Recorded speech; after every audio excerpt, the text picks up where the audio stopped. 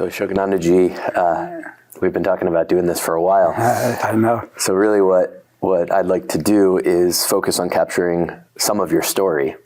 Okay. So let's start at a beginning. Okay. Yeah, not a beginning. Yeah, exactly. A beginning, okay. Can you share where you were born and anything you know about your birth story?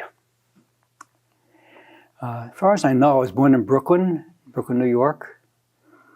My birth story. My mom was 19 or 20 when she gave birth. My dad was like a year and a half older than her. They both grew up in Brooklyn. Both from non-religious Jewish families. My mom is from heritage is Russian Jews, and my dad is, the borders changed, but Polish, Austrian Jews.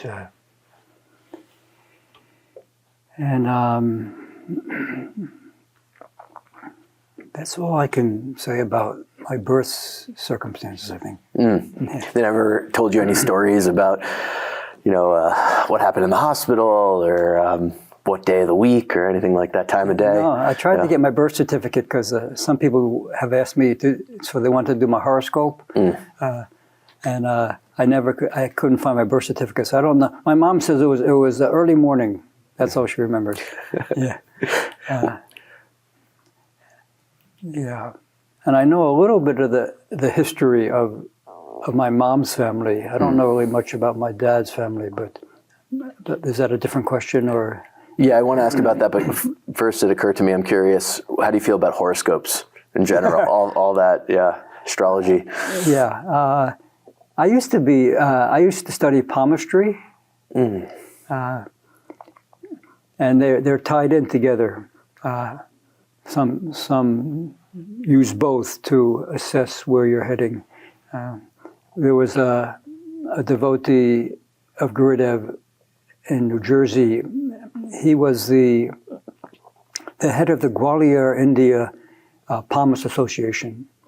And he taught me some. And I asked Gurudev about it. I said, Gurudev, I'm studying palmistry with Tarun. What do you think? And he said, as he often does, he had a pun. I can come in handy. I didn't stay with it for long, but it is fascinating. Everything here, probably in the feet also, everything indicates something. Which palm indicates something, the shape of the fingers. And it is tied into the stars. But it was just for fun, for parties and things. Everyone wanted to say, "Oh, tell me something," It was just for fun.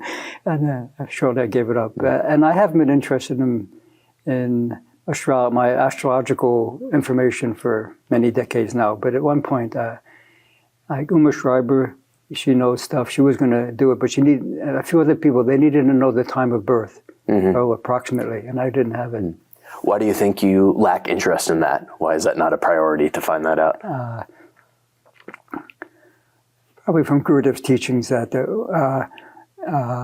they don't have full say over you, those planets.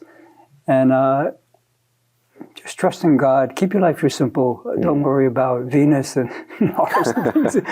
Put all your eggs in the God basket and you'll be okay. Yeah. Okay, so your mom's family. Would love to hear about what you know. Yeah, what I was told by, I think either my mom or my grandma, was that my grandma's dad, he was in a plot to try to kill the Tsar of Russia. They failed. He had to escape for his life.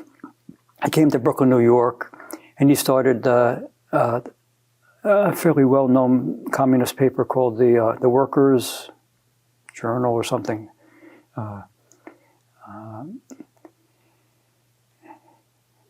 So that was something that interesting me to learn that I have a relative who has a place in history.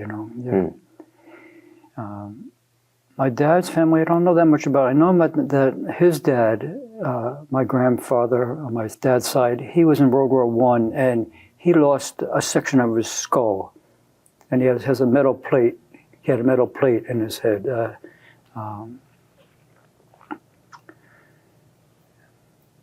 My dad's dad and his mom were amazing competitive dancers on Brighton Beach. Yeah, I've seen many pictures of them. I don't think they got along well in real life, but on the dance floor they were amazing.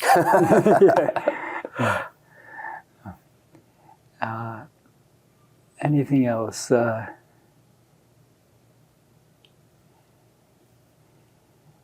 They were very.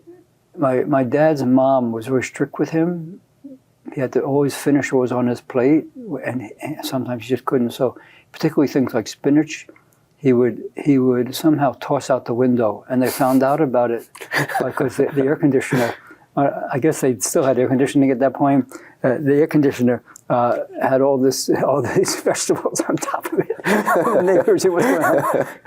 And I think I inherited some of that from my dad, because I remember the thing that would make me so nauseous was Brussels sprouts. Now they're a treat for me, but I couldn't even, the smell, just looking at them. So I would always roll up my cuff and put my Brussels sprouts in. And then when the nearest garbage, I throw them out. I think I got that. Maybe I inherited that, that gene from my dad. I don't remember much growing up in Brooklyn. It was interesting. We had a teacher training retreat and graduation in Italy a few months back, and the retreat was held at a retreat site owned by a man who was a student of Krishnamurti. So there's all his books, his biographies and things there. And so I started reading about Krishnamurti. And one interesting thing about him is he didn't remember his past. It was almost impossible for people to do a biography of him, because he literally, I don't remember that, anything from my childhood. I don't know if it was that he was just so in the now, or some trauma that he didn't, like he had a traumatic, the theosophy people pulled him out from his family, and so he doesn't, because I also have a very little memory of my early days. I mean, I can try to scrounge up some memories, but most of it is a blur. What about simply describing yourself as a kid? How would you describe yourself?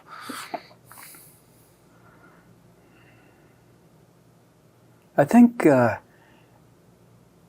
was something about me that tried to bring together disparate energies and personalities. I had my two best friends were Johnny Okazaki, Japanese boy, and Sherman Alpert. We both all lived in the Bentley on 31-50 on 40th Street, the apartment building. And those two guys didn't get along well, but I was like the central thing that pulled things together. And maybe it comes from my parents splitting up when I was 11, and I was looking to how do you bring forces that are going centrifugally outward? How do you keep them together? And that's kind of my job now at the New York OII. So you can remember kind of considering this, like there's two people who maybe I appreciate, right? And you notice that they have some conflict with each other, but there's something in your mind that says, well, maybe it's silly, or it's just maybe a fun challenge to see if that conflict can be overcome and unity can be found?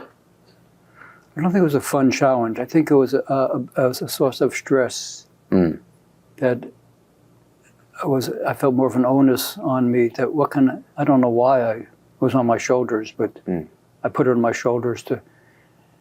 I'm also the oldest of three boys, and maybe I feel some responsibility to try to make everything work out when things are kind of falling apart. How do you do that?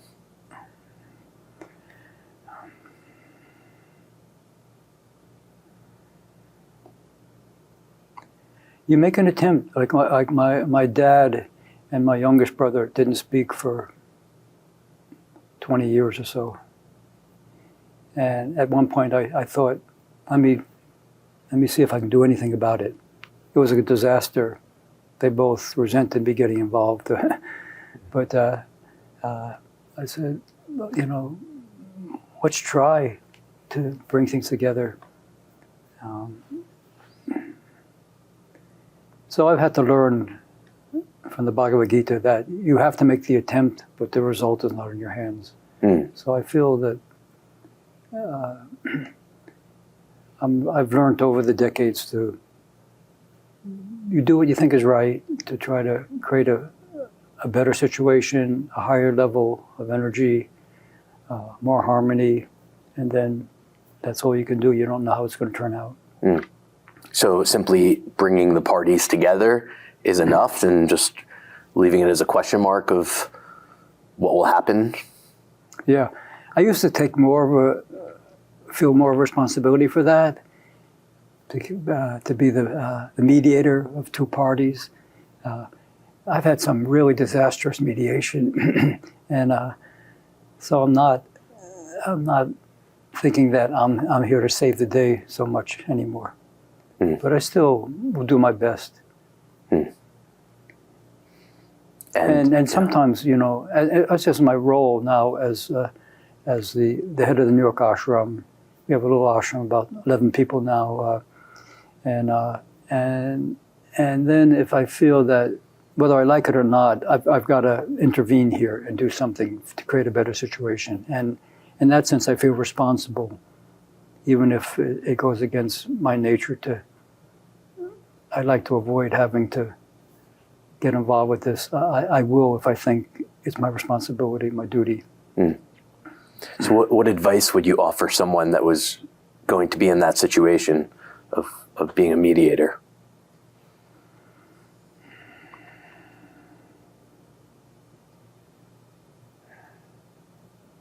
See the highest of each person, the better angels of each person's heart. Believe that a positive outcome could happen, but it may not.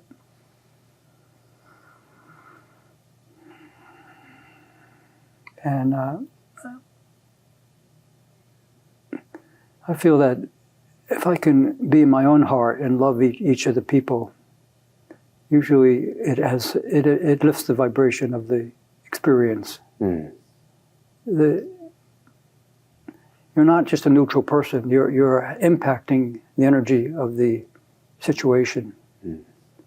So you have to come in there from your highest energy level and your heart open, and your belief in mankind and these two people.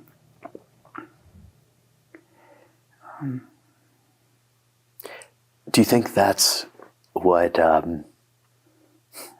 all or most of us are really thirsty for? The most is love, and so that's what maybe the approach is to genuinely feel this love for these parties, and then once they feel that, like something is quenched inside of them, which then can allow them to kind of relax. Yeah. Yeah.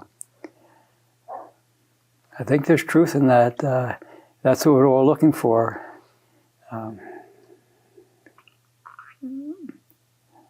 Yeah, the conflict usually has to do something with, no, I need my safety. You're imposing something on me that doesn't feel good. And that usually has something to do with a closed, defensive mindset. So if I can make it safe enough so that vulnerability is seen as an asset in this situation,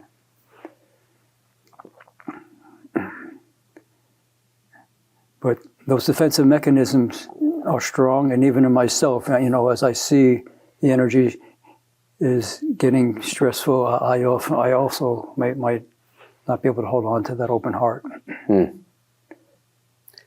Is vulnerability an asset? I think so. Yeah? Yeah. I mean, vulnerability means that I'm curious about, what your point of view is not threatening to me. I'm curious about it. It's your point of view. You're entitled to it. Based on your upbringing, your conditioning, your samskaras, you have a point of view. I have a point of view. I don't, unless you're trying to aggressively do something to me, I can be curious about how you see things, which is kind of getting rarer and rarer, it seems, in this world, where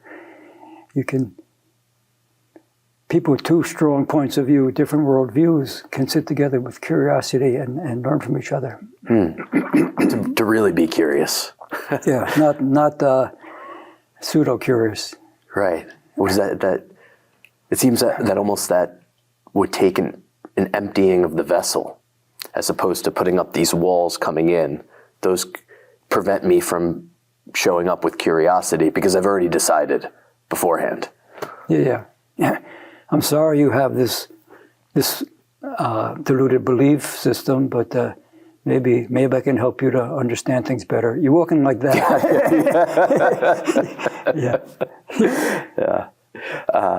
All right. Going back to childhood, are there any events that you do remember that feel like they were significant for you?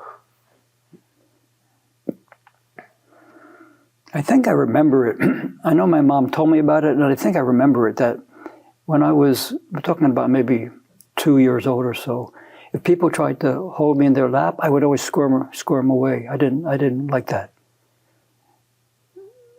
I didn't feel comfortable with that, and I don't know where that came from. I remember meeting my best friend John Okazaki. We just moved from Brooklyn to Queens into this development. They were just opening this middle class development in Flushing, Queens, and there was this Japanese boy jumping on the sidewalk, something like that, and I started jumping with him, and we were both like 5 years old, and we stayed best friends up through college.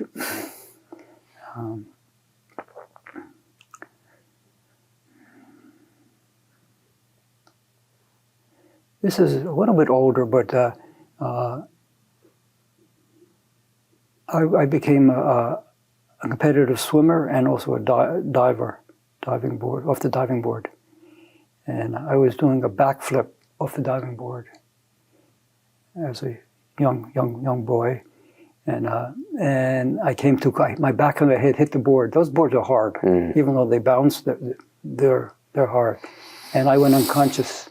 So I'm in the water, unconscious, and I can call up the memory of it. I remember it.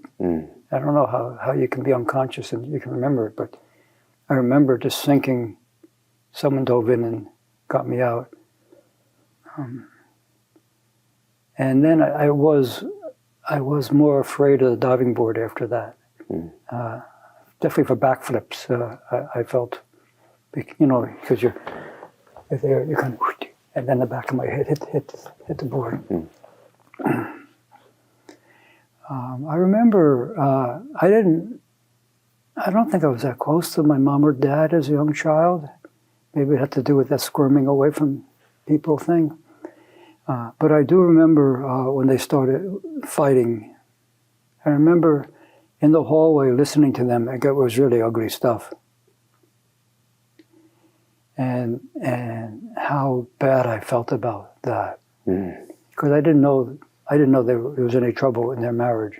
I don't think they were close. I don't remember them being close. I don't remember the family being that close. And I remember my dad. He would walk in the street barefoot, and I was so embarrassed about that. I don't know why that bothered me. I said, "Dad, put on your shoes." He said, "No, I don't like to wear shoes."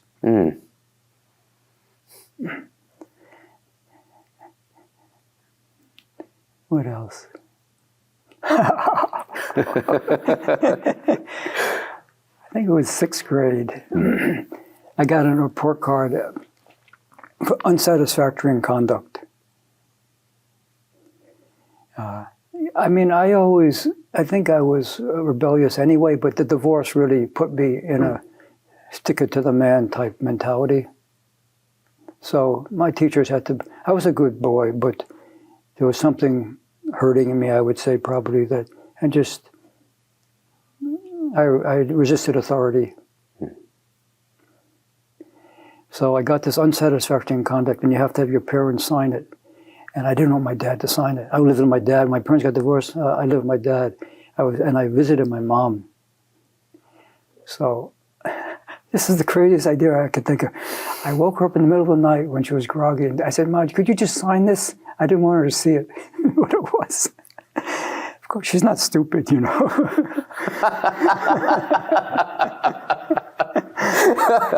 I was so terrified. I really didn't want my dad to see it. So this was my only hope. Maybe my mom will sign it and not see it. And she immediately turned on the light and said, what is this?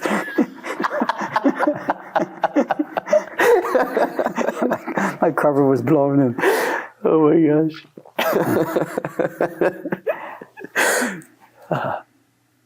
So funny that you thought that would work. It's, right? What's sixth grade? What are you, 12? Yeah. Okay.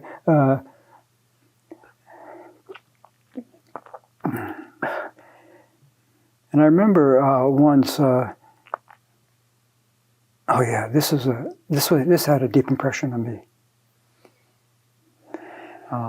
I went to a YMCA camp, day camp, and about maybe 6 or 7. Maybe 6. And they had a confession where you go, you see the priest. And I knew I was in trouble here. So we're in a line and we're going into this room. And I don't know what's happening in the room. And I'm so anxious. I mean, I can really feel it even now. That was like a deep trauma for me. I don't know what's happening in the room. I don't know anything about what they're doing.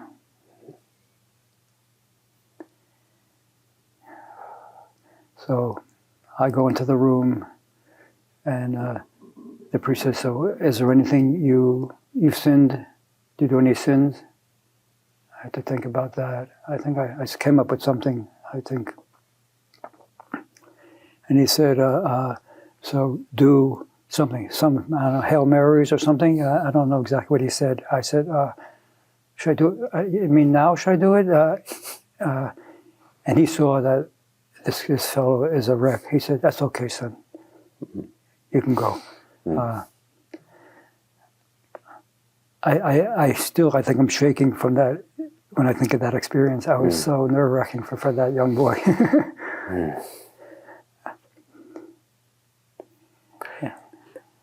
Yeah. Why do you think you were so nervous about that? I don't know if it's some hereditary memory that no, you're Jewish, and you're in enemy territory. So you were aware at that age. How old were you around? 6 years old. Only 6. Yeah. But you would already have some kind of understanding of, okay, I'm Jewish, and this is something that Jewish people don't do. Yeah. And somehow, maybe I must have found out I'm Jewish. I don't know why I felt that, but don't say you're Jewish. So from an early age, did your parents talk to you about being Jewish and what that meant? Not really. But you had some kind of understanding of it, just from, I guess so, culturally, society? Yeah. I knew I was different, and I didn't need to keep quiet about it. Being different is so interesting as a child, right? Like that's, in a way, there can be a lot of fear around that. Like probably that was behind your frustration with your father not wearing shoes, right? Just him being different. Yeah, and just my parents being divorced, that made me feel different with the people around me. Even though it wasn't that unusual, but I guess still 1950s. Yeah. So would you say you've had a strong drive to fit in. It's interesting that those two things stick it to the man, and not want to be revealed as someone different. Yeah, both can be true. Yeah. A strong desire to fit in. I don't think so that much. I mean,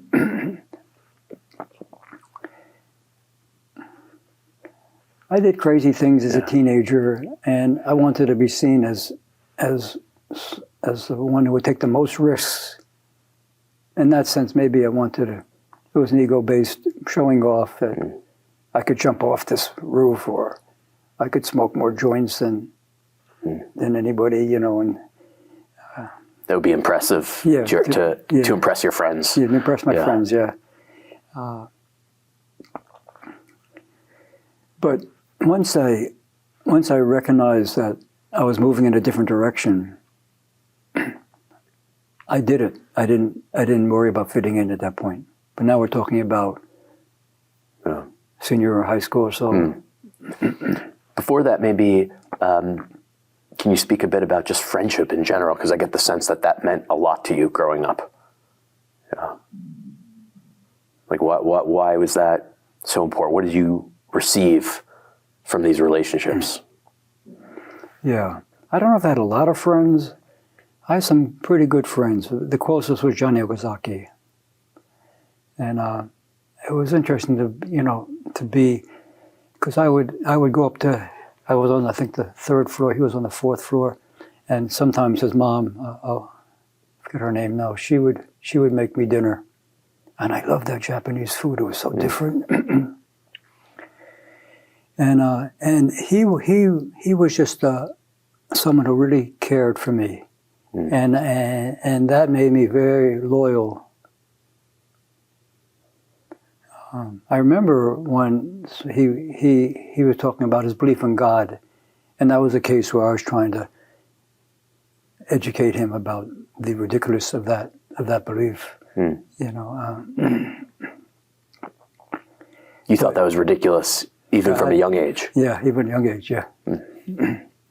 I guess, you grew up in a certain family, They never talked about their non-belief in God, but somehow I picked it up. So I think there's something around loyalty, but I don't think I was ever very attached to people. One thing that I recognize in myself that I'm trying to change is that once, like if I move, or if I'm in a different environment, I don't think about the old environment. And those people are not in my life now. That I don't like that part of me. Now there are people I say, no, I'm not ready to lose that relationship. I'm going to reach out. I'm going to be proactive, and not in big ways, but in small ways, just to recognize this person is important to me. And they mean a lot to me. But it's something I have to cultivate, because once it's over, it's over. Even if it never really ended, it's just that I moved or they moved or something.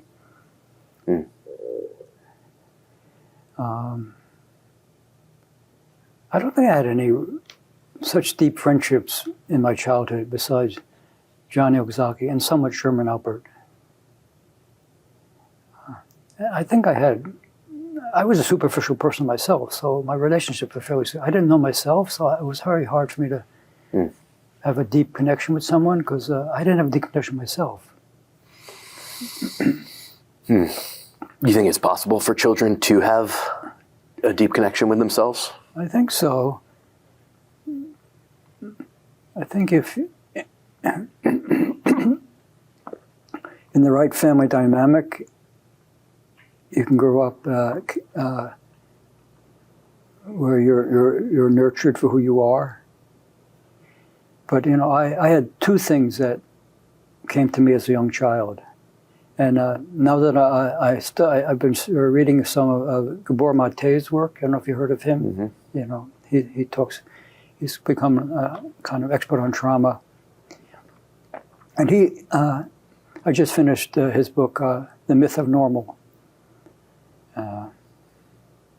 And he says, a young person, they don't have the wherewithal to understand how to skillfully absorb and work with the dynamics around them. So a lot of it gets stuck in the body. That's where it goes.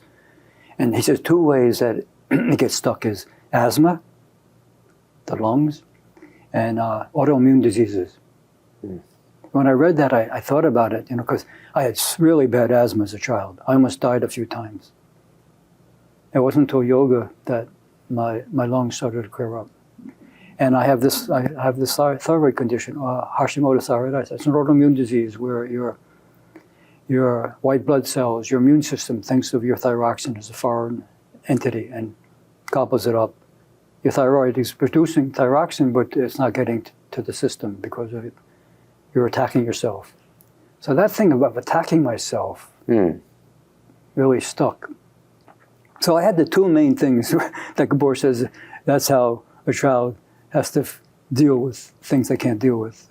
Asthma, autoimmune diseases. Mm. And I said, okay, he called my number. Mm. How about being the oldest? And what was your relationship like with your brothers? Did you? That's the other memory I have. I don't know where it came from. I don't think I was a bad person, but I was so cruel to the middle brother. Mm. I loved when the younger one was born. The youngest one was born. I loved that fellow, but I don't know where that cruelty comes in a child. Is it feeling like threatened, like a competitive type of thing with him? Maybe.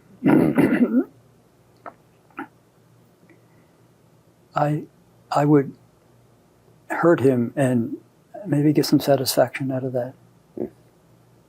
Psychologically hurt him, And a few years ago, I spoke to him and I said, I feel so sorry. I started crying as how I did what I did to you, Will, and he looked me in the eye and said, stop. You stop that right now.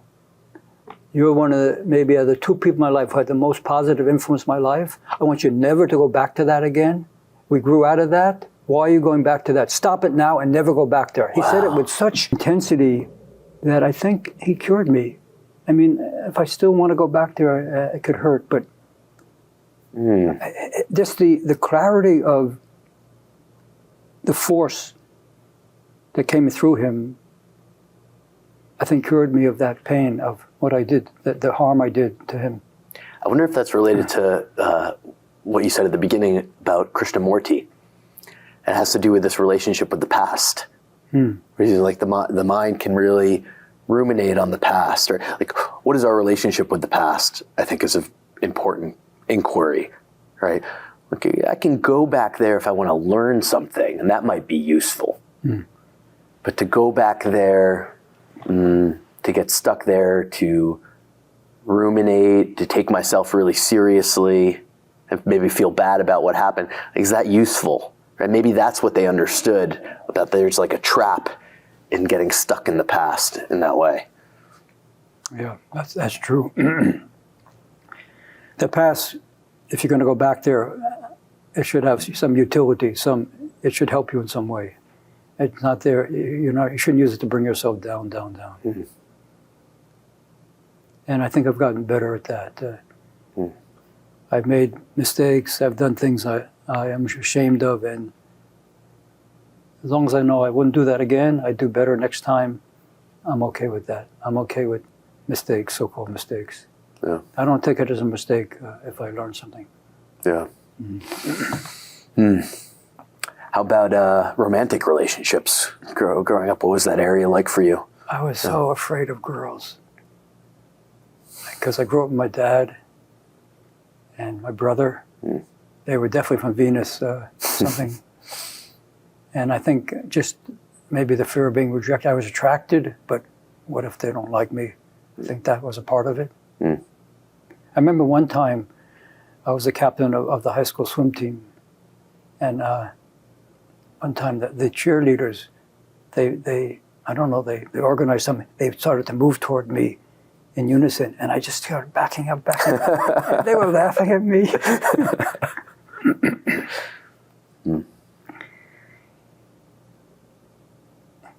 But yeah, I think I would fall in love like that. Mm.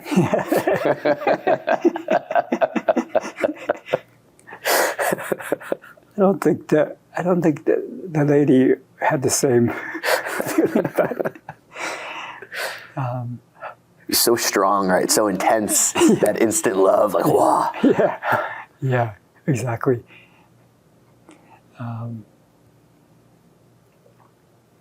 Yeah, I had not many girlfriends. I had a few, but the one I would say real girlfriend that I had, Adela,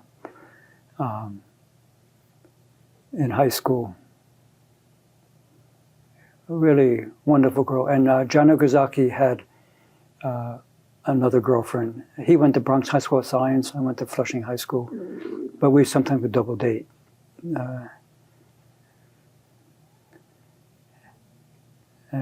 Yeah, I mean, I can go later on. Maybe I can tell about my breaking up with her. That was a painful thing in my life. I could tell it now if you want that. But that was like my one, I would say, serious girlfriend. Mm. Yeah, why did you break up? You remember? I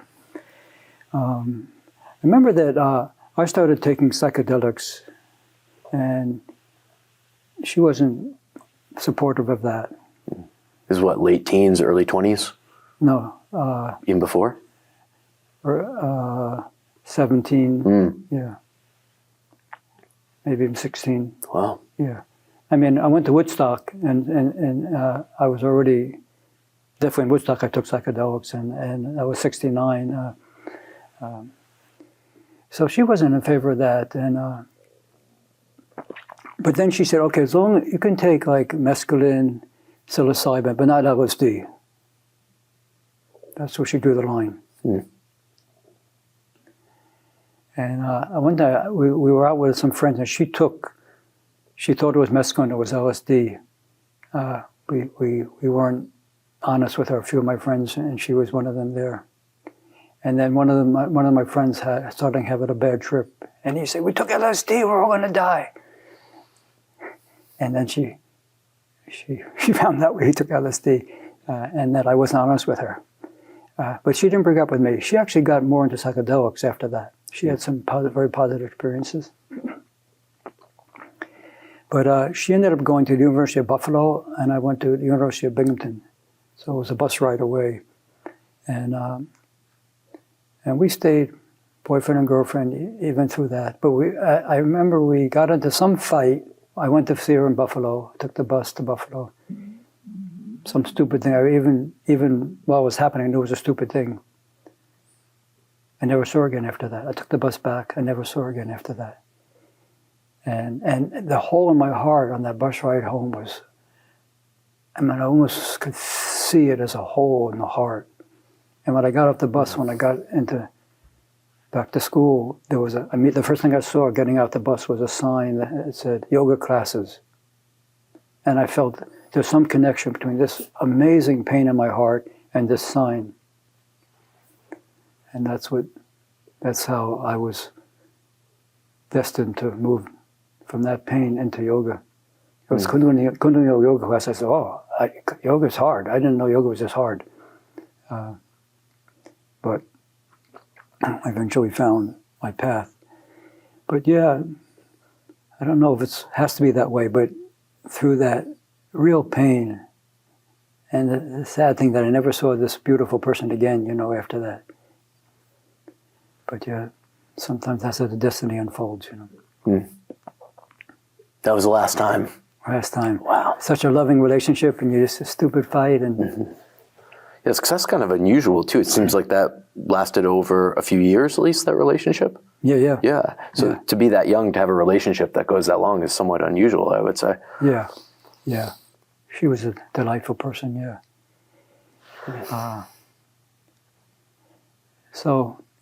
Romantic relationship, she was the main one. I had a few other things, but I wasn't great at it.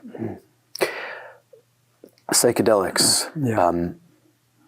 Do you remember kind of that first moment, that leap that you took, and why you think you took that leap to do that? I don't remember my first trip One thing I can say is that I never took it. I couldn't even imagine taking this stuff for entertainment. This is not fun. This is real work. But was that an understanding after you'd already experienced it? I think I knew it going into it somehow. Huh. I don't know why I knew that. And pretty soon I bought this book, The Psychedelic Experience. It was Timothy Leary, then Richard Alpert, who became Ram Dass, and Ralph Meltzer, I think, wrote a book from. They took the Tibetan Book of the Dead, and they translated it into how to take psychedelic drugs. And that became my Bible, because they talked about the highest level was the white light, to go into the white light. And I always would try, because I did a lot of, maybe 60 trips, I always tried to get to the white light, could never get there. You could see it? What? You could see it, but not get there? I couldn't see it. You couldn't see it? I couldn't see it. I couldn't get there. But I believed in it. I don't know why I believed in it, but somehow I believed that there was this white light that's the pinnacle of what you're trying to get. But my conscience was still stuck in the mental level. But so you felt that you were doing work, that it wasn't easy, but there was somehow meaning in this experience. Yeah, even the 17-year-old kid understood that. I think it was something like Carlos Castaneda's in his books with his guru Don Juan. Those are very big in the 70s. Don Juan, his guru, said, "Okay, you're so stuck in your head. You're an academic. I'm going to give you this psychotropic plants, peyote, and I'm going to have to shake you up." And I think I on some level I understood I needed to be shaken up, and then I needed to drop that. Like at a certain point, Don Juan said, "That's it for you. No more of this stuff. Now you have to work for it." So yeah, then I got some very high quality LSD. I started dealing. And then when we graduated high school, John Okazaki, I think two other friends, I don't remember who they were, we took a cross-country trip to California. And something was awakening me at that time, and even though I was trying to convince John Okazaki there was no such thing as God, I was in a bookstore in San Francisco, and I saw this book, How to Know God. And I'm not proud of it. I stuck it down my pants, walked out. It turned out to be Swami Prabhavananda and Krishna Isherwood's translation of the Yoga Sutras of Patanjali. So I start reading this, and I'm taking psychedelic drugs, and I'm reading this stuff, and something is definitely happening with me. I couldn't understand two things. I couldn't understand reincarnation. They talking about reincarnation. I didn't. What is that? And I couldn't understand brahmacharya, celibacy. I'm 17 years old. I'm just sowing my oats and trying to understand what sex is, and but from reading that and just what was happening inside me, I left my friends and went on my own. I started taking rails, hopping rails back from. I remember I went up to Seattle and then started coming East Coast. It was a very interesting journey. On your own? On my own. Yeah. Finally, someone in Philadelphia said, "Son," I was hitchhiking at that point. "Son, I don't know how terrible you look. I had my thumb out. He said, here's $50. Take a bus, go home." And then I started. My quest started more in a conscious way. I don't know if I'm jumping ahead or not, but no. Yeah. But anyway, psychedelics. Oh yeah. But the thing I want to say is that I think it was like in Chicago. sitting on this bench near where I'm watching the trains to see it's hard for me to know if they're going east or west. I couldn't figure that out, but I'm trying to figure it out. I'm watching the trains. And it just came to me. I had some amazingly good marijuana on me, and I think I had some pills. I just left them on the bench and walked away and said, "That's it. I'm finished with that." In that moment. Yeah. And one interesting hopping the rails was interesting because there are people who are experienced at that. So I got in a car. There was these two young guys there, and they said, "Yeah, we pick fruit. That's how what we do in season. We pick fruit. So this is how we travel to different places."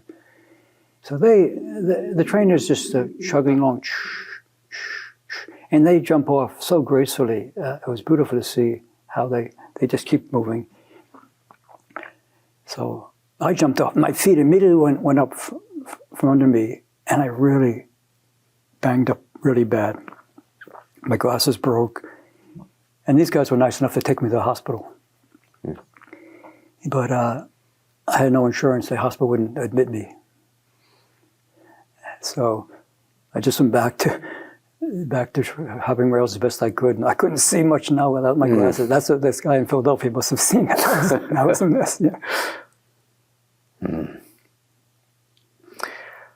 Okay, so then entry into yoga. Okay. It seems like that's, and meeting Gurudev, I imagine, how did all of that happen?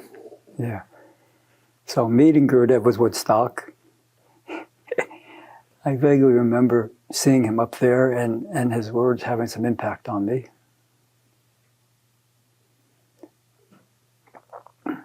When I came back from that road trip, there were these new things in New York called macrobiotic restaurants. And I went, they were mostly in the Greenwich Village. So I went from Flushing to Greenwich Village. I was eating one of these restaurants, and there was a poster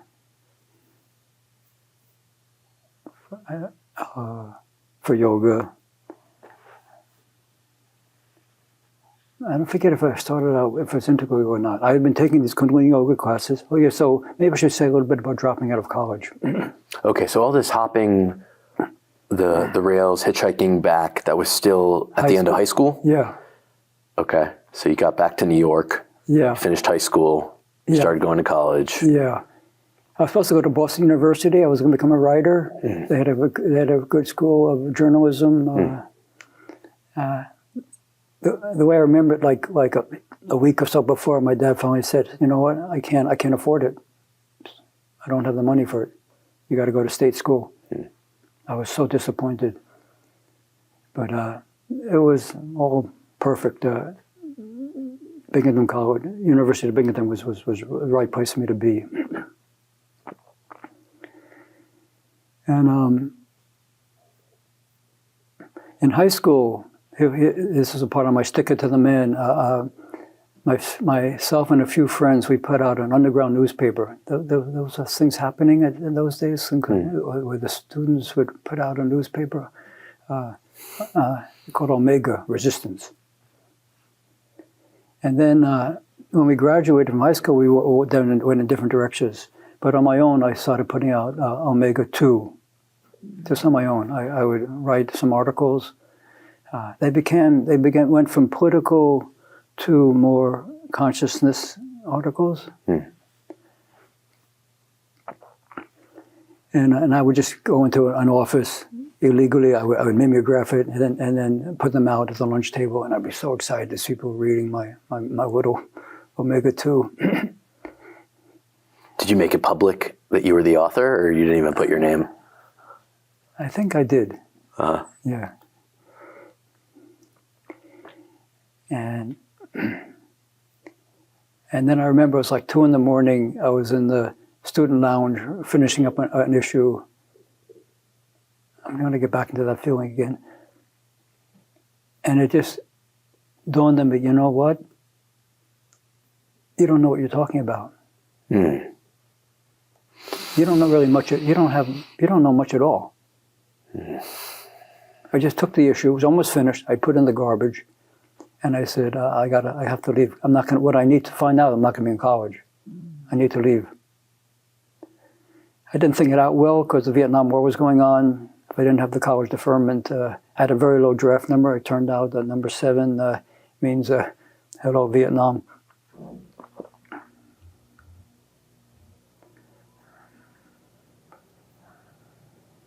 It was interesting that those last months when I knew I wasn't going to be staying in school, I enjoyed it the most.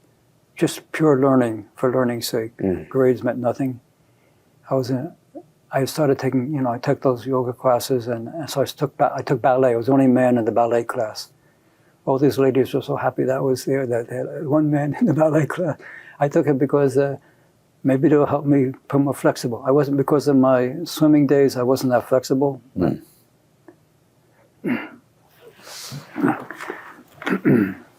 So I didn't have much hope. I applied for conscious objector. Mm. So you have to bring some letters, and you give it to the military review board. And I remember I was sitting there. I could hear them discussing my case. My mom was a great writer, very articulate person. And I heard them say, the mom wrote a really good letter. Normally, like you're a Quaker or Seventh-day Adventist to get that deferment, but they gave it to me. By some miracle, they gave it to me. So you have to do 2 years of alternative service for the benefit of the country. So I had started taking classes at 500 West End Avenue, Indigo Yoga Institute in Manhattan. I would hitchhike down from Binghamton, New York, like a 7-hour hitchhiking down to take classes. I'd stay with my mom in Jamaica. And so I asked them, do you guys need any help here? He said, I could be available to help. I said, are you kidding me? 1970, yoga's booming in America. We need all the help we can get. So I went back to the military review board. I said, it's a nonprofit yoga center. Can that be my alternative service? They could use my help. And they approved it. I don't know. I think it has a miracle also. But something in me didn't feel, I wanted to be on my own, so I got an apartment like on Avenue D on 9th Street, something like that. I was the only white person in the apartment, and everything was stolen from me very quickly. I had nothing, but still, even that nothing was stolen from me. And I got a job in the Bronx, so my woman had, as a kitchen aide in a hospital. And I remember I didn't have a watch, so I always had to look out at there was a store next door that had a clock to see, I got to get to work now. What a crazy life it was. And then, but I would take the Bhagavad Gita class on Saturday morning. Mm. And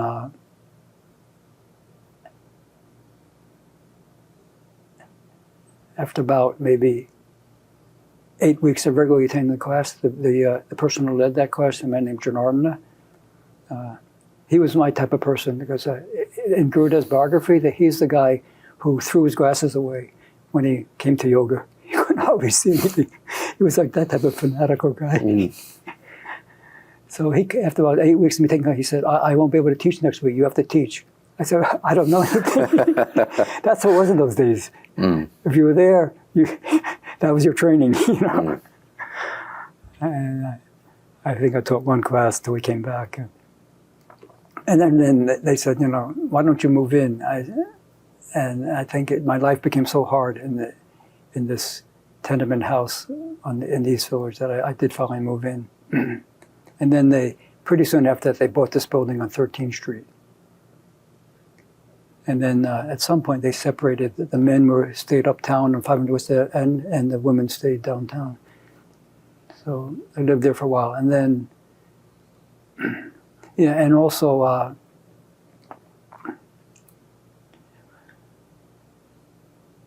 when I decided to move in, they called Swami Satchidananda. He was in Europe at the time. And I was in the room when they called him. And they said, we have this gung-ho guy named Jeff here. That was me. We're going to send him to Washington, D.C. Dorgay, I think, someone like that, needs support there. And there's this long pause. And the Swami said, no, send him to Hartford, Connecticut. I said, yes, sir.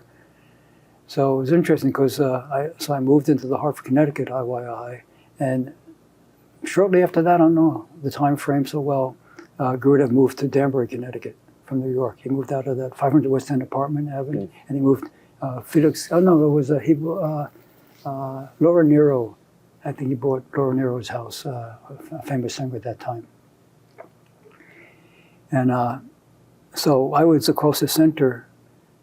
So he would call up and say, you want to come down with some of the folks and do some landscaping, karma yoga around the house?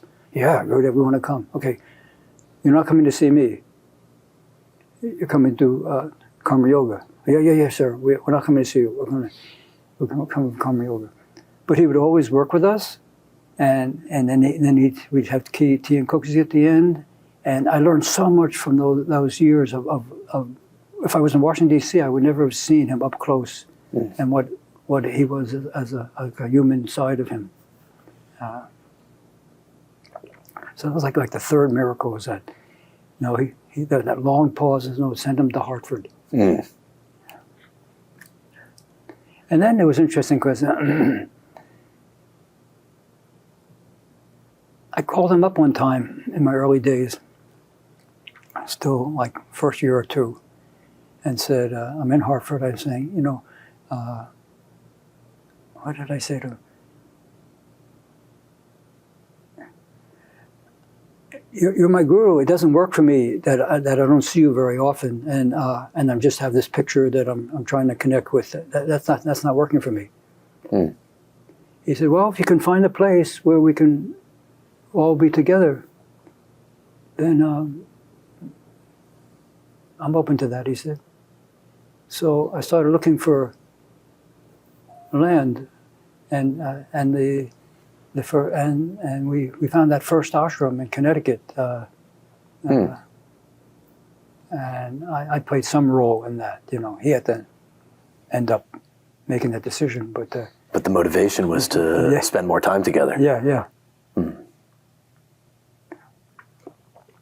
But then I was sent to New York, and he slowly disabused me of the feeling that I had to physically be him. I was like a groupie, I would always elbow myself to the front of the room and I would do a tradak on him. I remember when I was in Hartford and we bought the Connecticut property, and I had to teach a class that night. The whole Sangha in Hartford, it was about maybe an hour drive to Connecticut property from Hartford. And Gurudev was giving satsang Saturday night. I had to teach a class that night. I never liked to miss the satsang. So I taught my class, and I'm driving. I'm not a great driver. It's raining cats and dogs, and my heart is pumping. And I zoom into the parking lot. I go in, I'm soaked. I elbow my way to the front of the room, and I do this tradak on him. I let the tears come because I don't blink. And I go into an altered state. It's like, I don't know if in West Side Story there's a scene where Tony and Maria meet at a dance. And everything goes into soft fade, and you just see the two of them moving toward each other.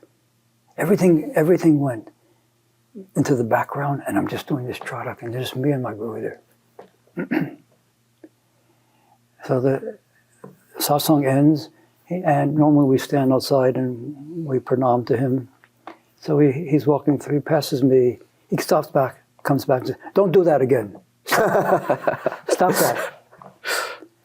And everyone always would gather, when someone's getting busted, everyone would want to see what's going on. So everyone is there watching this kid getting busted. God is going to give you everything at the right time. Don't do that anymore.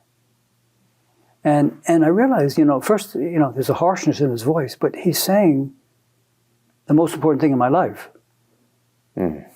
God is going to give you everything at the right time. You don't need to do crazy things like you always do.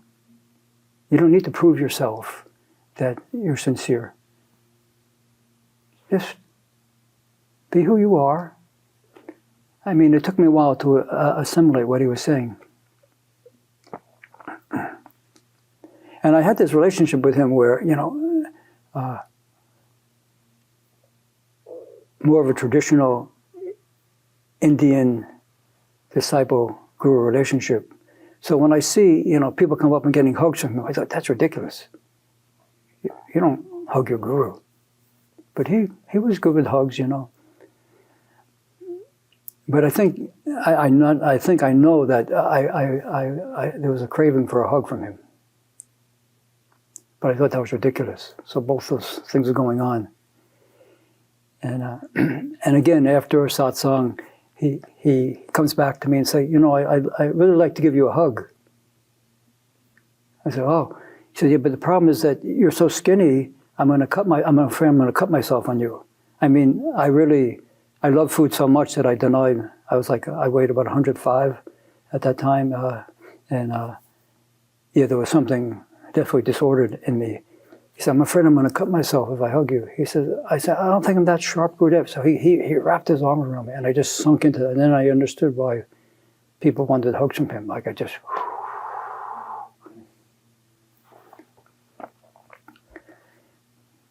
I have, over those years, I have a lot of different experiences like that with him, yeah. Yeah. It makes me think of just this impulse to seek, to want to find the answer. And then that was his message in terms of, kind of just relax. God's going to give you everything you need in the right time. And what a shift that is, right? Between I have to figure it out. I have to find the thing. It's all on me. Yeah. Yeah. Versus wow, I'm okay with the unfoldment. It's all unfolding perfectly. What a difference. Such a difference, right? It's a total paradigm shift. Yeah. I wonder if that's really the essence of a spiritual path, of just kind of letting go. Yeah. Yeah, I mean, I still see the place for self-effort, but I think even that self-effort comes from some grace. Yeah, and see the relationship with the self-effort. Okay, there's this impulse to take the action. Yeah.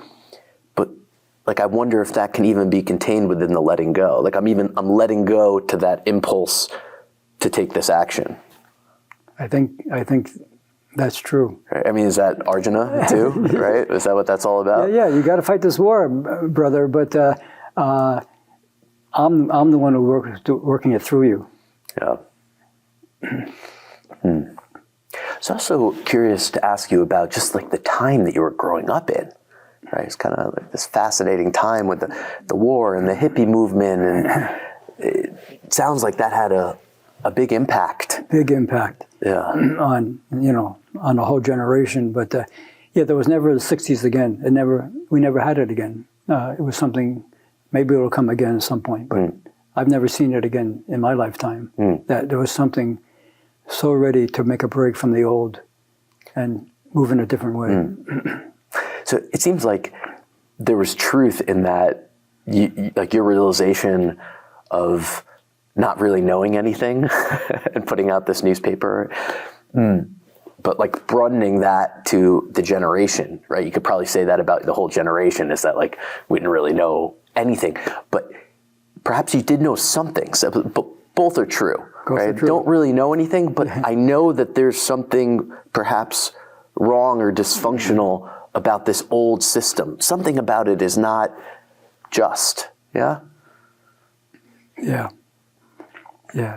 So that's why, I mean, as I'm saying, even as a young boy, there's something about sticking it to the man. There's something not right in how things are that matured as I became a teenager. and then really matured, once I found spiritual life, that understanding what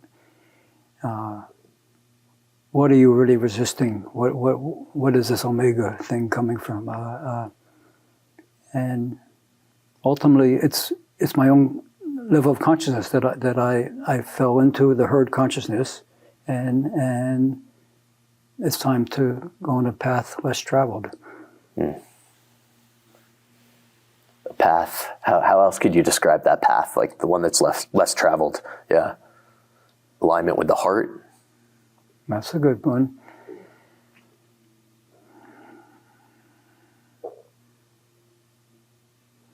For me, it has something to do with recognize the fragility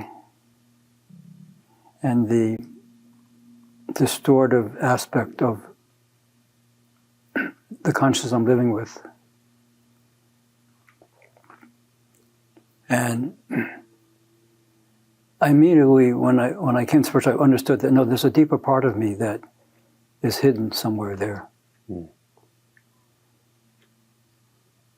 I don't know. When I dropped out of college and I moved into the New York IYI, my mom gave me her blessing. She quoted Joseph Campbell, to follow your bliss. And she followed me into yoga. She became a yoga teacher. She took TT under me and taught for 34 years the HIV class. But my dad was really concerned, what's going on? And whenever I tried to explain what was happening, I messed it up because I didn't know. So our relationship really became very difficult for a while. Because I didn't know what was happening to me, and he really wanted to know what's going on. He asked me to get psychological testing. I did that. I think the person said, he's strange, but he's not just deranged. Now my dad he is so proud of his son. He's so honored that I'm his son. But those early years were hard. And I couldn't understand the process I was going through.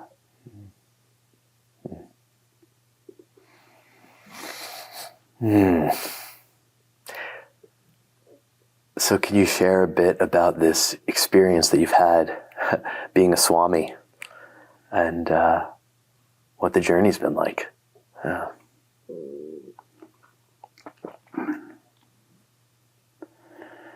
think there may have always been some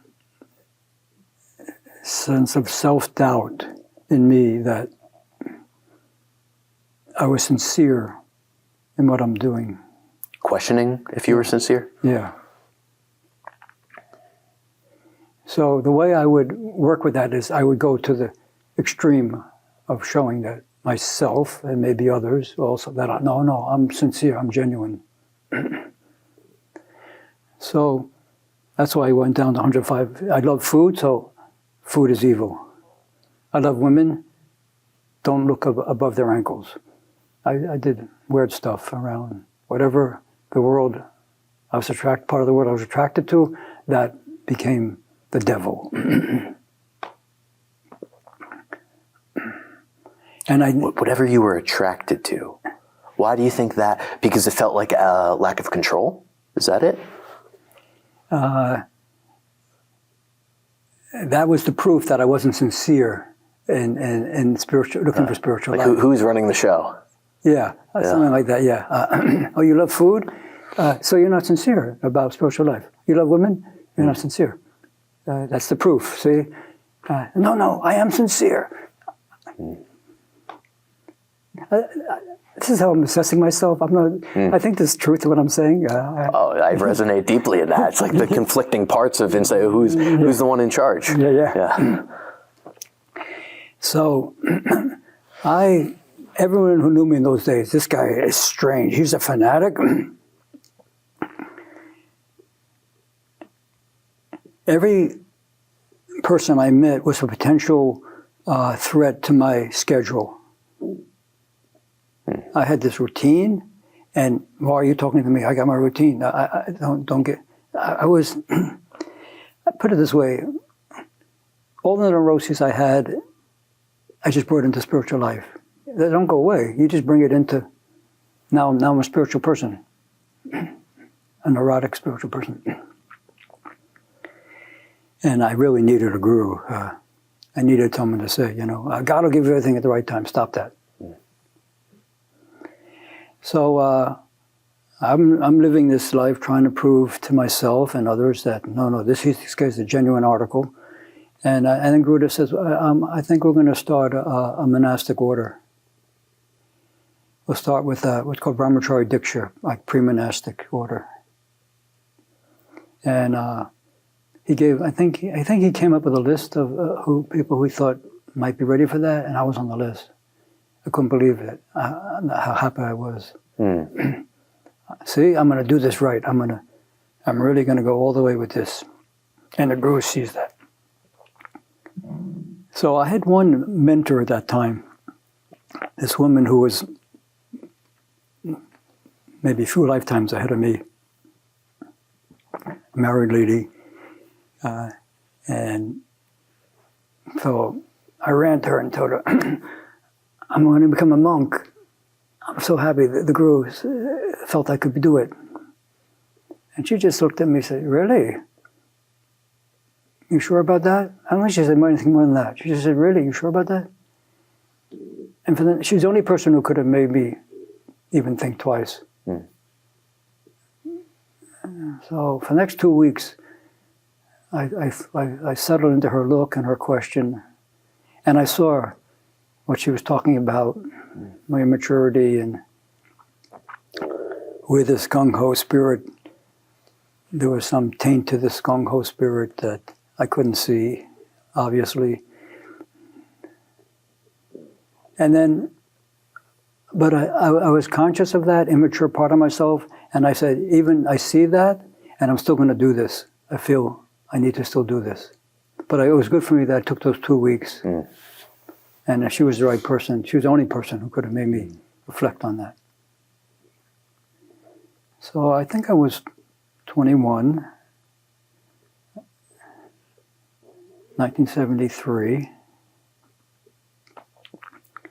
And I was always like the youngest guy. That's why it's odd for me now, because now when I'm in a yoga community now, I'm the old man. Now I'm the man who they want to stick it to, But I was always the youngest one. So and then 2 years later, 1975, Gurudev initiated into full monastic order, the Holy Order of Sannyas, and became a Swami.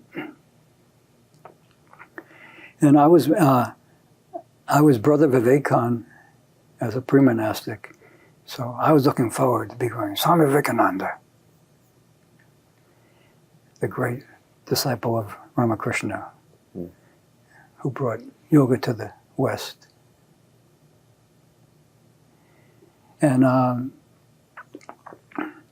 so he's giving out names, and someone else becomes Swami Vivekananda. I said, I couldn't believe it. He gave my name away to somebody. And then it comes to me, and Jeffrey Pleaver is now Swami Asokananda. What? What's that? I really didn't like it. But it ended up with the perfect thing. Yeah, Shoka, worry, anxiety, grief. Ashoka, free from. And that was my MO. I was always, my nervous system was like always in a shaky state. I had asthma, I told you, as a young child, and what they give you is some steroids so the symptoms aren't so bad. Those steroids made me crazy. I'm talking about like a 4 or 5 year old boy taking these strong steroids. And I think that did have some effect on my nervous system. Because I was always, my leg was always shaking. And anxiety was always under the surface there. And that's why this thing about proving myself, I think was there also. So yeah, now I was a monk, and I had, I think, more justification to being very routine and rigid. I wasn't someone you'd want to live with for those early years. Judgmental. How about being in this position where others seek your wisdom? People look at you as a sort of authority. What has that been like? I think I have suffered, and sometimes occasionally still suffer from the imposter syndrome. Like I have to put up this facade of being something I'm not grounded in. I think I don't fall into that much anymore, because over the years I have the most spiritual thing you can do is just be who you are, be what you are.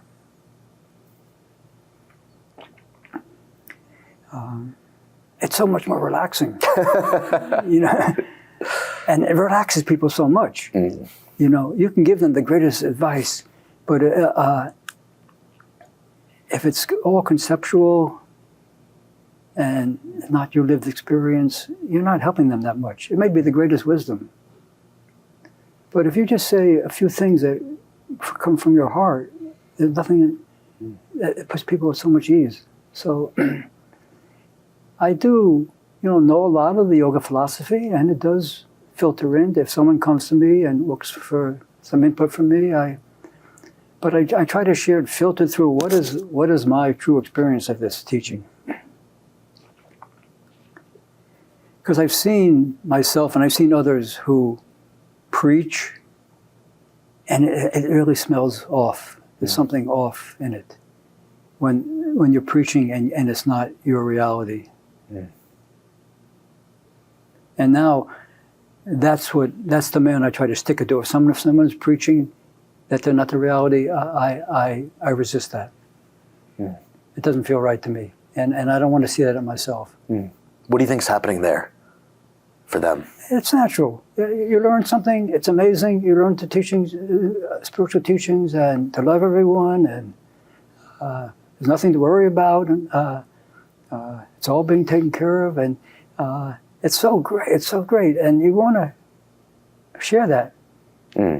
So now I understand that that's a part of the path. You learn this stuff, you get enthusiastic about it, you start to preach it, and hopefully you're sincere enough, you start to live it more, and you start preaching less, and let me be more quiet and just live it more.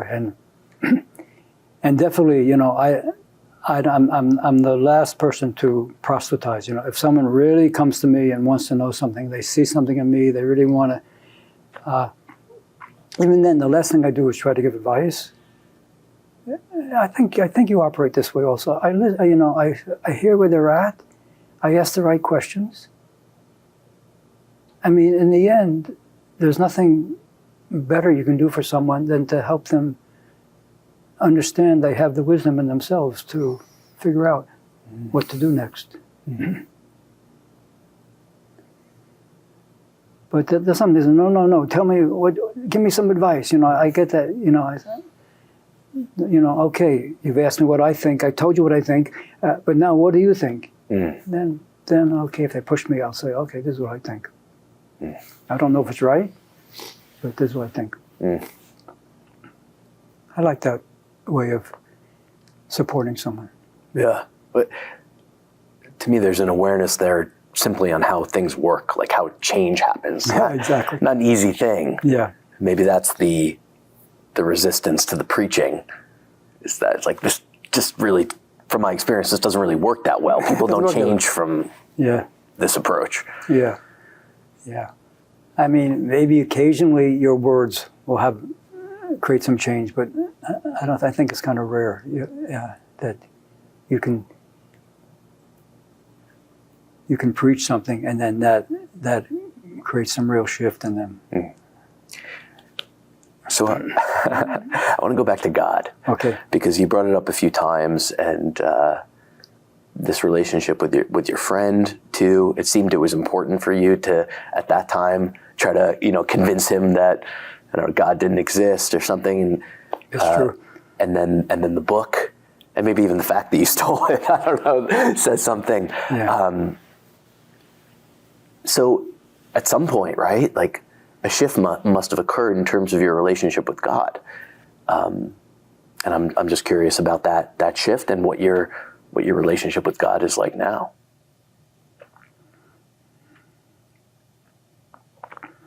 Or your understanding of God. Yeah. Yeah. I'm not sure there was a period where the shift is taking place. I can't say, oh yeah, that's where I shifted. I remember going to see Alan Watts with my mom. My mom took me to see Alan Watts. And I don't remember what he said, but I remember the impact it had on me. And he was more of a Buddhist, so he didn't talk a lot about God, but he evoked something in me that started to shatter my strongly held belief system. And Alan Watts is pretty good at that, because I think he lived it, you know.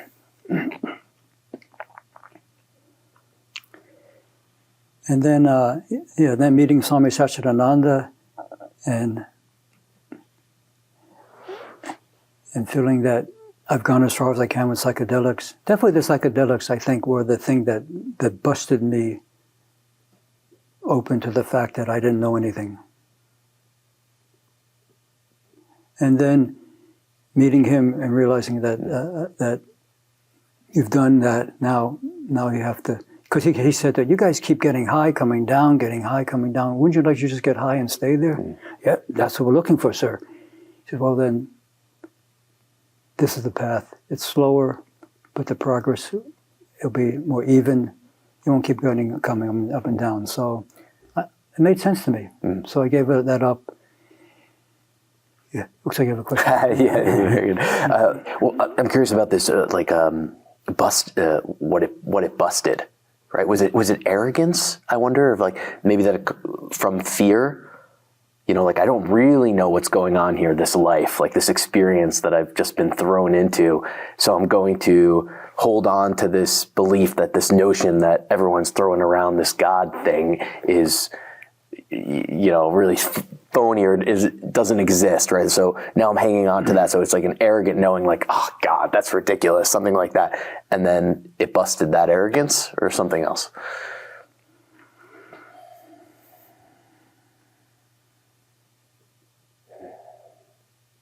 I don't know. It felt very pure that I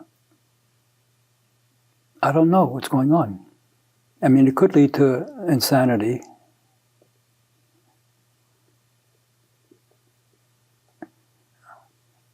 I don't know if I experienced it as a absence of arrogance that I knew before what was going on. Now I don't know.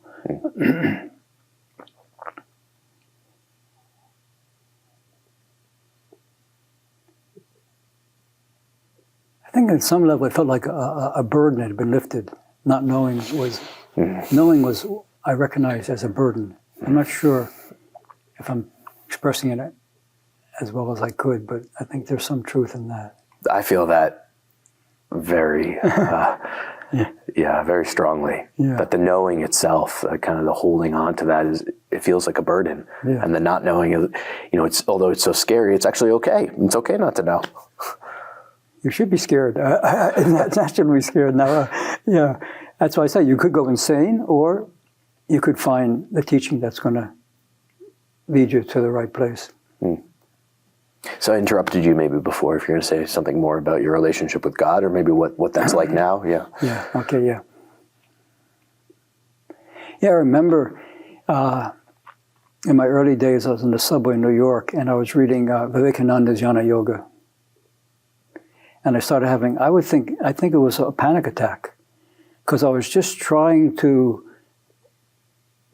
understand what faith in God was.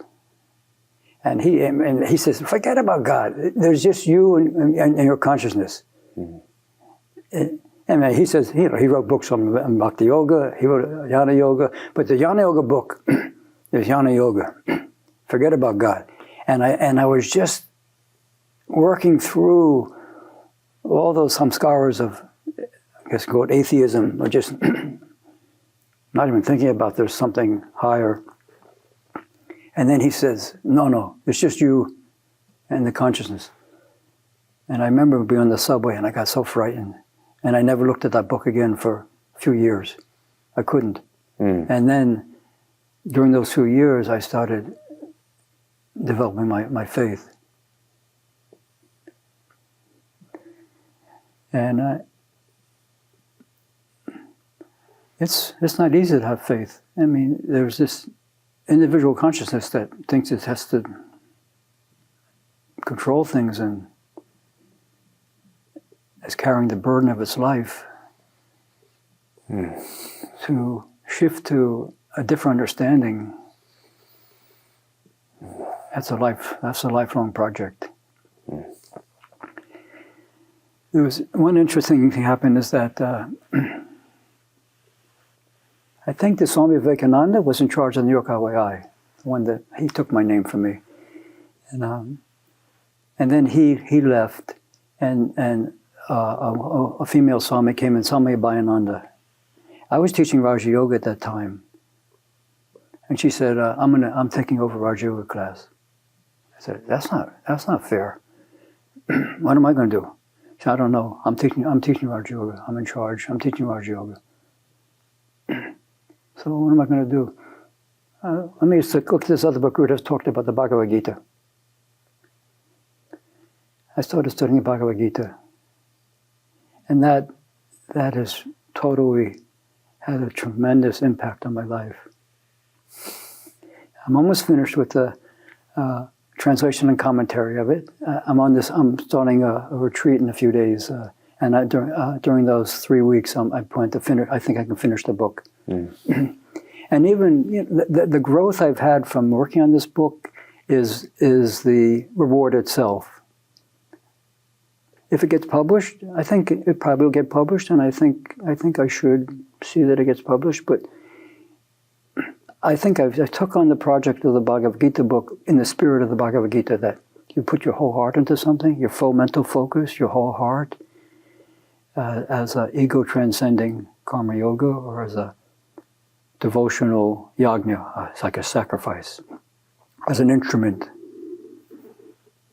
And that I'm really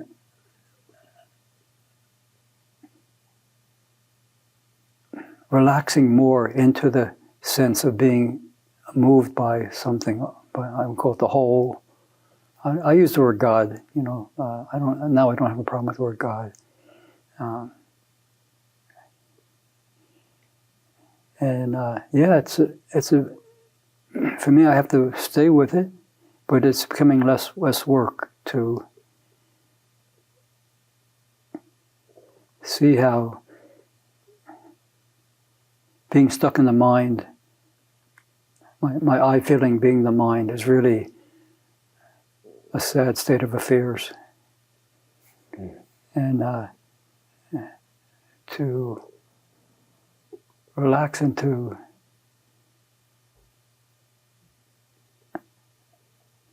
something so pure,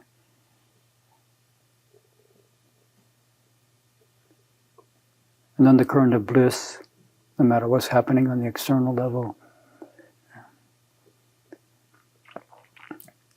I don't want to overstate my state, but I'm moving. I see that through these years, I'm moving in that direction more and more.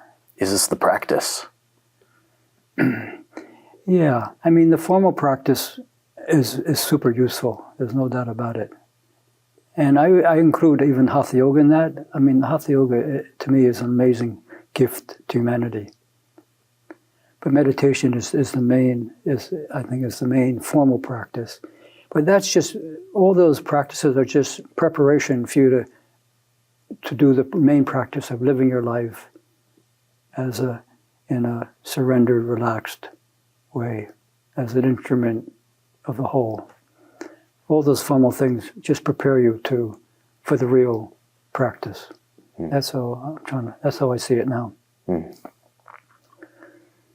But they really help a lot. Just this morning's meditation, I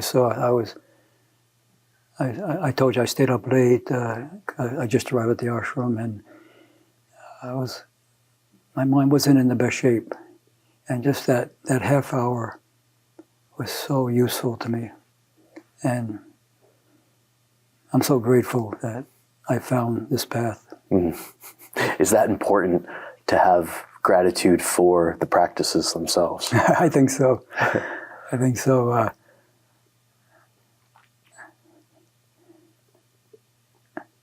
I mean, the truth is, I don't think I would be anywhere near where I am without them. So, yeah, I'm so grateful.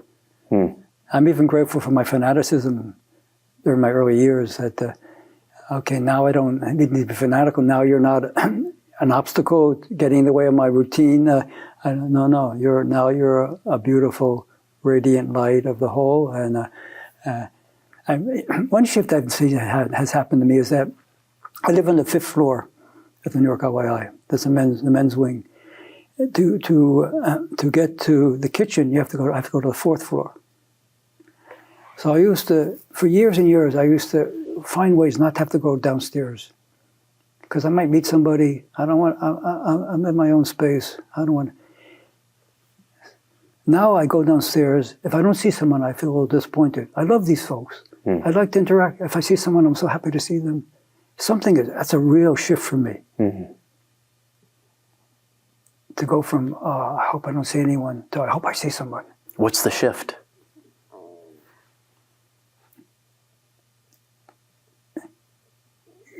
Not only are you not an obstacle to me, you are the way for me. Mm. And my love for you is the way. And my comfort with myself to be with you is the way. Or is it also like the practices themselves, like the purpose of them is to prepare me for whatever life is going to throw at me? Yeah. Yeah. I mean, it's so natural to want to stay in the comfort zone. Yeah. And it's so a place where not much happens. You don't grow from that. So I think as quickly as possible, when I'm out of the comfort zone, I say, okay, good. This is where the real juice comes. And the first thing is go, ugh. Yeah. But I'm getting that the gap between seeing the benefit of being pushed out of a comfortable situation, and holding on to trying to retrench back, is getting that time frame is getting shorter and shorter. Where I can see, okay, this is what's happening. This is the reality. And I do hold on to Krishnamurti's words, and they have an impact on me. He says, "I don't mind anything." I mean, if you can live like that, I don't mind anything. I mean, because it's happening. Mm. Who are you to mind it? Why would I mind it? It's happening. Yeah, but it goes so deep too, because it could even be, I don't mind that I mind. That's something I love. that I mind it, and I'm okay with that I mind it. Yeah, that's a beautiful part of I don't mind anything is minding it and not minding that. Yeah.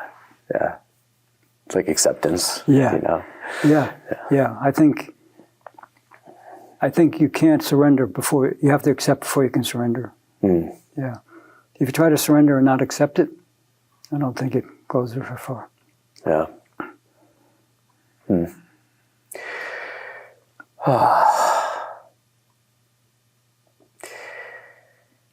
So, what do you hope for the time you have left? What do you hope life has? I mean, maybe your mind doesn't even want to go there, but yeah. Do you have some hopes for the future?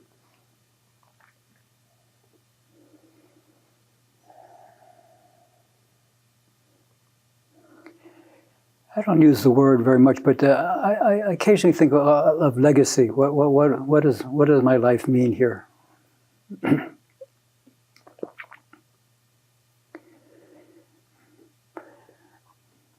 Right now, it feels like my main job is to support the creation of a little world called the New York Ashram. 11, 12 people. and to not to be a role model, but to just live the life in such a way that it lifts, all boats are lifted. And to just through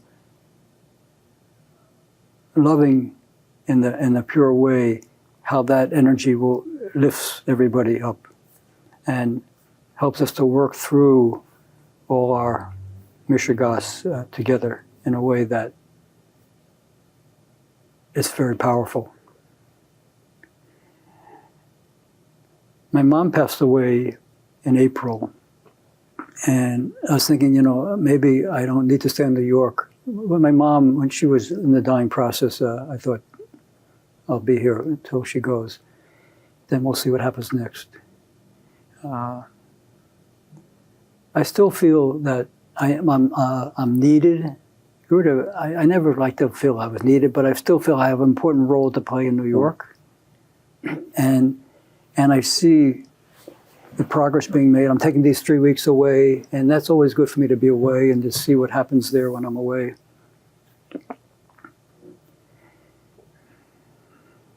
So, at some point when I do leave New York, if that's the destiny, I do think it'll happen at some point, maybe 5 years down the road, I'm not sure how long. I'd like to see that place is left in a very solid place. Mm. I really did the right work there.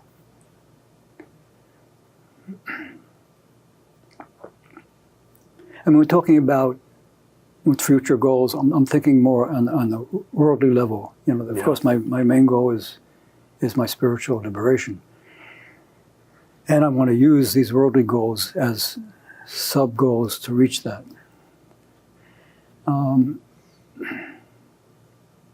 So when I'm thinking now, because I'm thinking about, I don't want to, I'm 73, my body's 73 years old now, I don't want to work too hard now. So with the resources and the energy I have, how do I want to spend my time? So this is what came to me. 70% of my time is New York, Hawaii now. 28% is the international picture. I'm involved in that, and I need to stay involved in that. And 2% is the Yogaville Ashram. I'll put my 2% in, but I have to leave that to Gurudev because of my limited resources.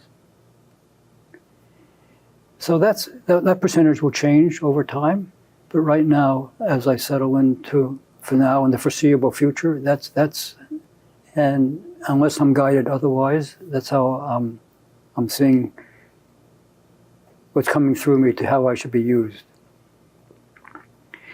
I do feel that I would like to leave this, for the last 15 years I've been working on this Bhagavad Gita book. I would like to see the light of day. I like it. I like it. I'm not enlightened, and I think it's better to be enlightened if you can write a commentary of the Bhagavad Gita.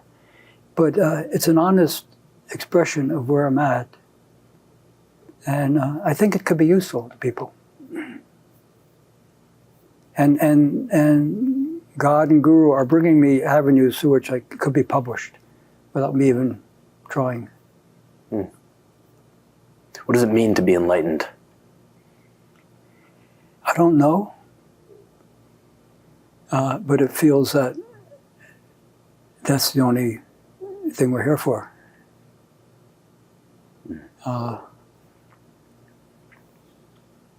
You're unencumbered by it's been pushed into your head that's become some samskara.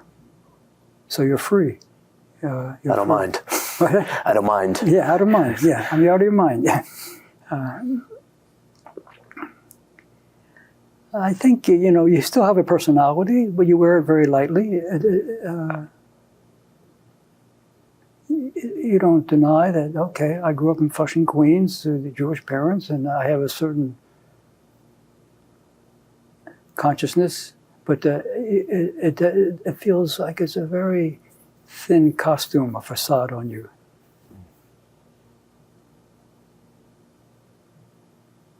But they, all the people who seem to have made it there, they say, I can't talk much about it. I can't tell you much.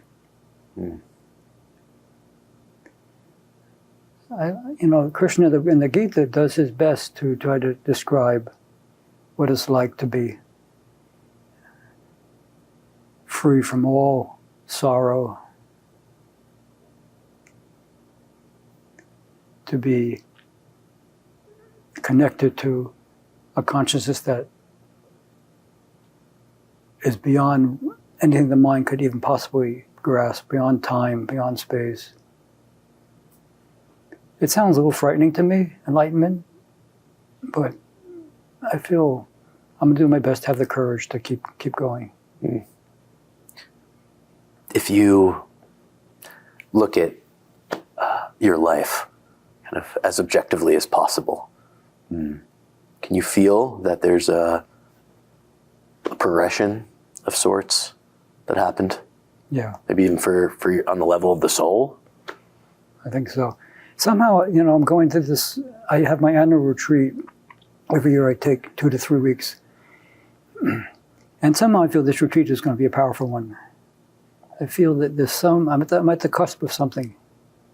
And I think I trust that feeling. That's not an appointment I'm making to be disappointed, but I sense that I'm at a certain type of crossroad.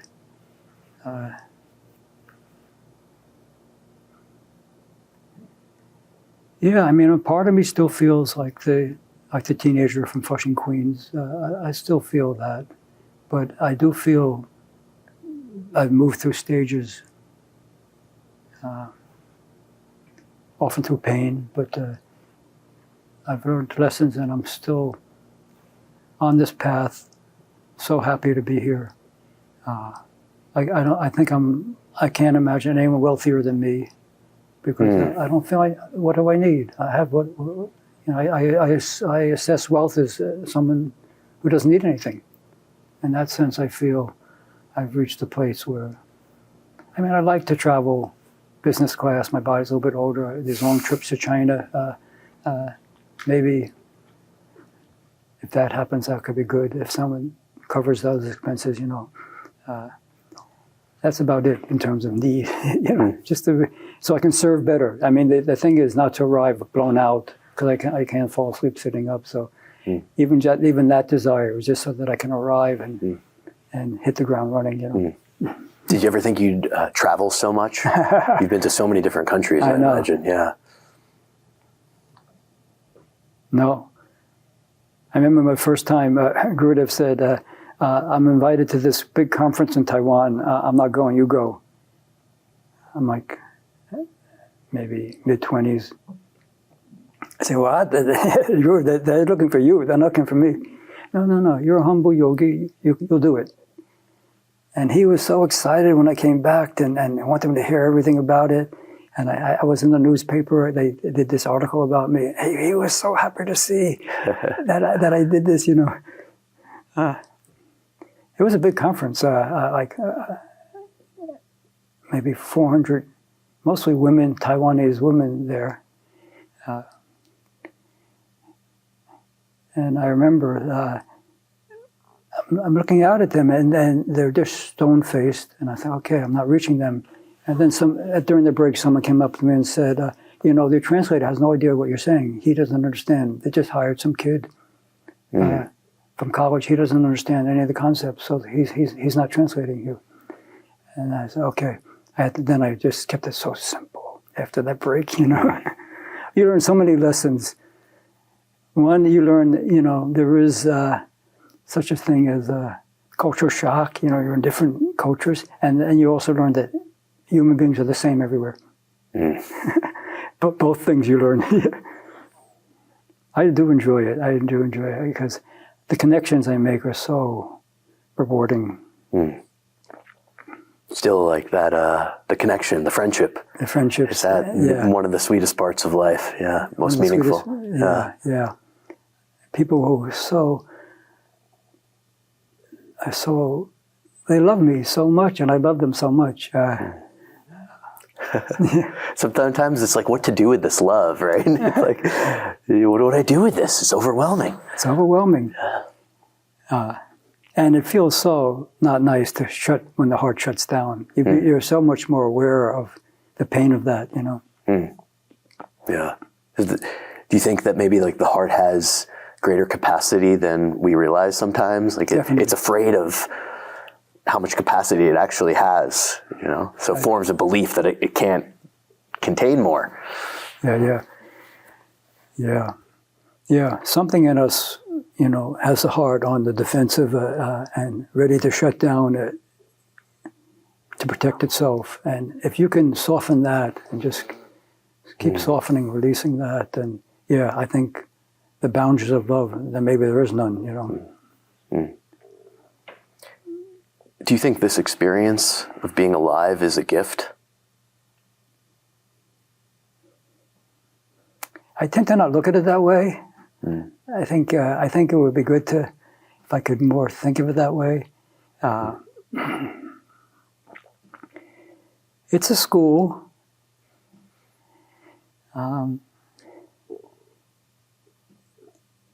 You have to find some satisfaction in being tested. You can't be afraid of being tested. In that sense, if you can see it as a gift.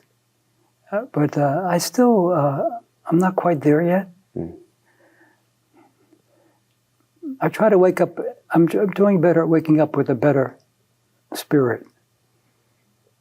I used to wake up feeling, okay, how am I going to be tested today? You know, I have to be on guard.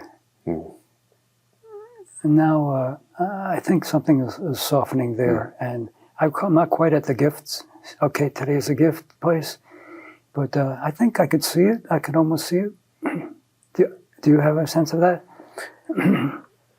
Yeah, I mean, I'm very interested in it. It's because the survival aspect is very strong. You know, just life can be extremely harsh and it's uncertain.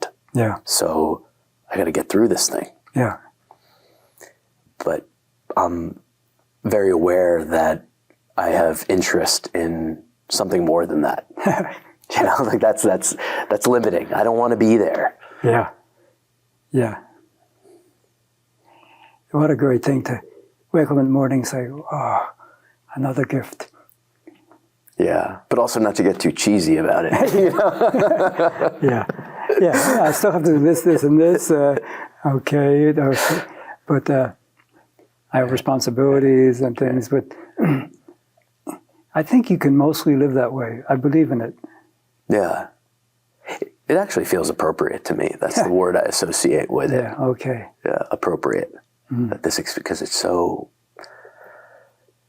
complex. It's so far beyond words to even describe what this experience that we're having it is, you know? It takes so many different shapes. Every day is unique. Every person, like, what do I do with that? Wow. Yeah. Well, I could say that it's a blessing in my life to know you. Thank you, Avi. Yeah, and I appreciate, I think, more than anything, is the honesty. I hope you see how valuable that is. That's a treasure, is to know someone else who's so honest. Yeah. Okay, I have to think of it that way. It's a treasure. It's such a relief for me. I still have a ways to go to be completely honest, but it is the way I'm trying to live my life, and so much more comfortable than any other way. Yeah. And I see how that important that is to you, Avi, also, that to less and less wear any type of facade over who you are. Yeah. So I think it really is a gift. Yeah. So, I mean, I received that gift when you share genuinely, you know, so it's real. Thank you. Om Shanti. Om Shanti. Thanks for listening. If you've enjoyed this content and think others might as well, please feel free to share and subscribe.